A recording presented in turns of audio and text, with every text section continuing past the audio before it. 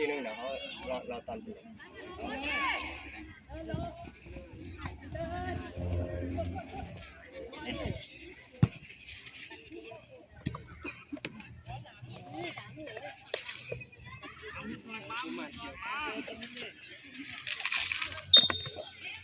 ให้มันถนัด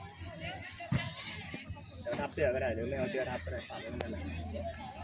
เฮ้ยกางเกงใครไม่มีเชือกมันจะหลุดตูดนี่ไหมเชือกรองเท้ามัดเลยมัด2 ชั้นก็ได้หูกระต่าย2 ชั้นก็ได้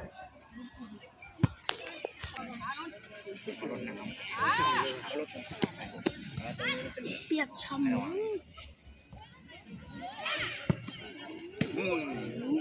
สายนะ